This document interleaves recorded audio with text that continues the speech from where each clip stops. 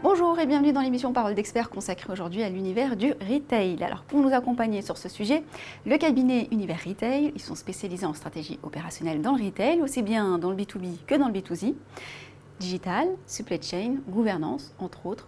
Quel état des lieux peut-on faire du retail aujourd'hui? Quel sera son avenir et quels seront les enjeux à long terme? Avec nous pour nous accompagner, Cyril Bess, directeur associé de l'entreprise Univers Retail. Bonjour. Bonjour. Alors déjà, première question avec vous. Quel état des lieux vous faites du retail, de l'univers retail aujourd'hui à ce jour en France? Alors déjà, le marché du retail est un marché très fragmenté. Beaucoup d'enseignes, beaucoup de marques, beaucoup de formats aussi, dont certains répondent de moins en moins aux attentes des consommateurs qui se tournent davantage vers du commerce de proximité. Ensuite, des fabricants de produits de grande consommation qui de plus en plus souhaitent vendre directement à leurs clients finaux, quitte à cannibaliser un petit peu leur réseau de vente indirect. Et ça concerne aussi bien les plus gros, comme Procter & Gamble par exemple, comme les plus petits, où je pense notamment à certains armateurs de bateaux de pêche qui cherchent à vendre le produit de leur pêche directement au consommateur final. Les pure players qui intensifient leurs attaques, avec Amazon notamment qui se déploie sur l'alimentaire et sur le B2B. Oui. Et puis des acteurs physiques du retail à l'étranger qui ont des velléités de s'implanter en France. Et pour finir, des consommateurs de plus en plus exigeants qui souhaitent connaître la provenance de leurs produits, ouais, qui souhaitent connaître les matériaux ou les ingrédients qui les composent. Et puis on assiste à un vrai développement de la sensibilité autour du développement durable. Et puis des consommateurs qui sont de plus en plus dans l'instantanéité et qui veulent que ce soit et pratique et rapide d'acheter, de commander et de réceptionner leurs produits. Et donc dans ce contexte, et les retailers français l'ont bien compris, l'omnicanal répond à une partie importante de ces enjeux, avec une promesse qui est de déployer une offre de service à valeur ajoutée. Et nous, on considère que l'omnicanal se décline sur 3 piliers. Le premier, c'est le CRM et la fidélité, puisque évidemment, l'omnicanal, c'est repositionner le client au cœur du dispositif et des réflexions. Ensuite, la supply chain. La supply chain parce que c'est elle qui va permettre de définir et de garantir la promesse client, mais également la qualité de service. Et enfin, tout ce qui tourne autour des données produits pour répondre aux attentes des consommateurs en termes d'informations produits. Et ce qu'on constate aujourd'hui, c'est que finalement, la plupart des retailers se revendiquent omnicanal. Pour autant, extrêmement peu d'entre eux le sont vraiment et le sont complètement. Effectivement, un marché fragmenté, effectivement énormément d'innovations à mettre en place. Alors du coup, vous, dans ce contexte, comment vous vous positionnez précisément?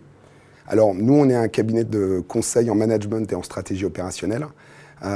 Notre positionnement est résolument tourné vers la création de valeur, et ce, sur l'ensemble des sujets liés au cœur de métier de nos clients. Ce que ça signifie, c'est qu'on ne va pas aider nos clients à modéliser leurs rêves qui se transforment trop souvent en chimères. Au contraire, on va les aider à construire une ambition réaliste, à l'exécuter. Ambition basée sur des éléments factuels tels que leur écosystème, leurs contraintes opérationnelles ou encore la maturité de leurs équipes. D'accord. Et finalement, ce type de cabinet de conseil se développe de plus en plus, il faut l'admettre. Vos points différenciants vis-à-vis de concurrents qui proposent la même chose sur le marché? Alors à mon sens, il y a 4 points différenciants majeurs par rapport aux autres cabinets du marché. Le premier, c'est évidemment nos collaborateurs. 80% d'entre eux viennent de l'opérationnel, 20% du conseil. Et on estime que c'est ce qui forge notre positionnement et ce qui crée notre richesse.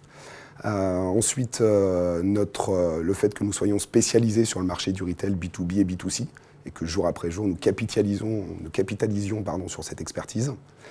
Notre indépendance, ce qui nous permet d'avoir toute la latitude nécessaire pour conseiller nos clients en toute liberté.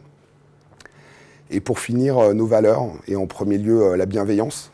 Alors on n'a pas de baby-foot, on ne se fait pas livrer des fruits frais tous les jours. Nous, on a décidé d'adresser la bienveillance sur le fond. Et ça se décline au quotidien par la façon dont on appréhende les problématiques auxquelles sont confrontés nos collaborateurs et nos clients. Et en tant que professionnel, je serais curieuse de savoir comment vous voyez l'univers du retail à moyen long terme. Alors je pense que le marché du retail va se concentrer. Je l'évoquais tout à l'heure, aujourd'hui il est très fragmenté et à mon sens il va nécessairement devoir se consolider. Ensuite, les retailers aujourd'hui disposent d'une multitude de données, des données clients notamment, et ils vont devoir répondre à une question fondamentale, c'est comment utiliser ces données pour créer de la valeur Et je pense que l'intelligence artificielle sera l'un des supports de cette création de valeur. Et puis les retailers vont devoir être davantage à l'écoute des consommateurs, réduire leur volatilité. Et pour ça, ils vont devoir mettre davantage de proximité, davantage de reconnaissance, davantage de service, davantage de personnalisation dans l'approche qu'ils vont avoir du consommateur final. Et tout ça dans une approche résolument omnicanale de la fidélisation. Ensuite, l'avenir du retail sera omni-supply. Omni-supply parce qu'on ne peut pas parler d'omnicanal sans parler d'omni-supply. Omni-supply parce que pour survivre, ils vont devoir notamment améliorer leurs promesses clients. Et ça passe entre autres par la redéfinition de leur schéma de distribution et le redéploiement de leur stock. Et ensuite, l'avenir du retail sera à mon sens également porté par les évolutions technologiques. Je pense par exemple à l'encaissement, où on voit émerger des magasins où il n'y a plus de caisse et où finalement on est reconnu par reconnaissance faciale et c'est ce qui déclenche le paiement. Vos actualités? En premier lieu, un livre blanc que nous avons coécrit avec Generix Group sur le RGPD un an après, ou comment une contrainte réglementaire peut devenir une opportunité pour la fidélisation.